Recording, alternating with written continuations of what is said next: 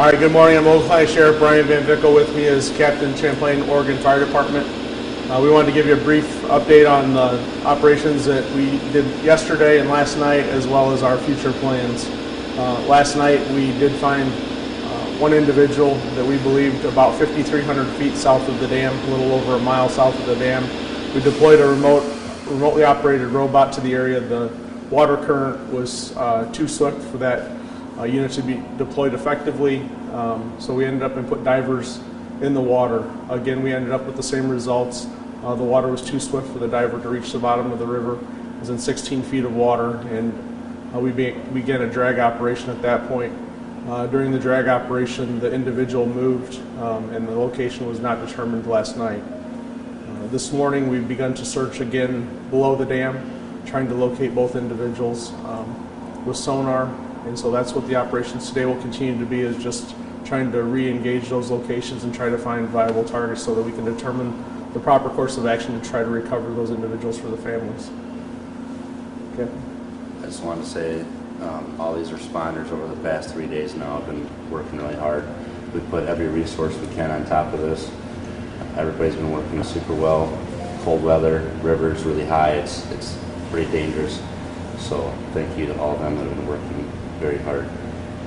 What's the game plan for today then? So today it's again just going back out with the sonar, trying to locate any viable targets and then determine the next course of action, whatever that might be.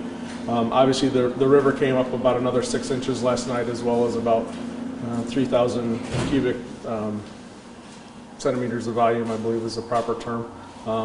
So the current has increased since last night, so we know that in swift water the robot nor divers will be deployed today, so we just need to determine that location and see what our next options are. You feel the bodies could be moving quite a bit, or do you know? Well, the one target from last night was over a mile south of the dam, so obviously we do have some concern with distance at this point. Does that kind of make it a little more time consuming as far as sonar? Like, you'll search that wide of a stretch? Yeah, obviously we've got a lot more real estate to deal with now, and so that makes the search even that more difficult on top of the conditions. So this isn't going to be an easy operation, and with the river levels coming up tomorrow, we probably won't have any sonar equipment out on the river until those river levels go back down. So from that point forward, we're going to readdress what we're going to do to maintain some type of vigilance on the river, but that hasn't been determined yet.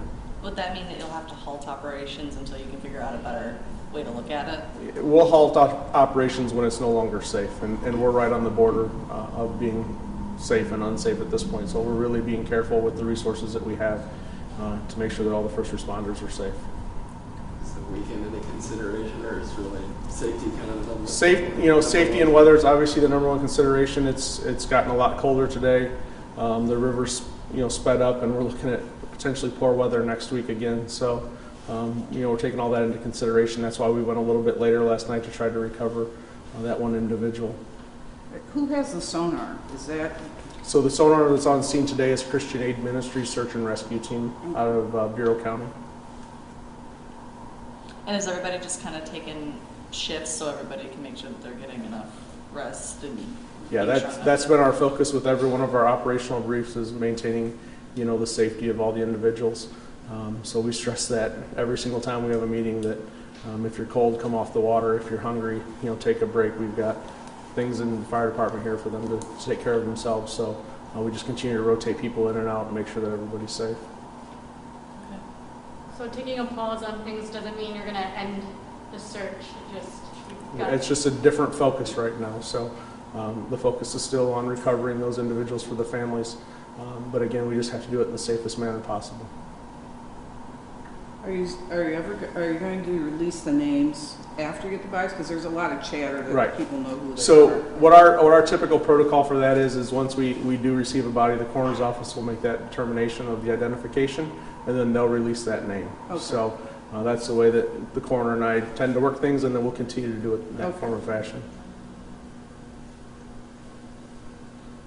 All right. Thank you.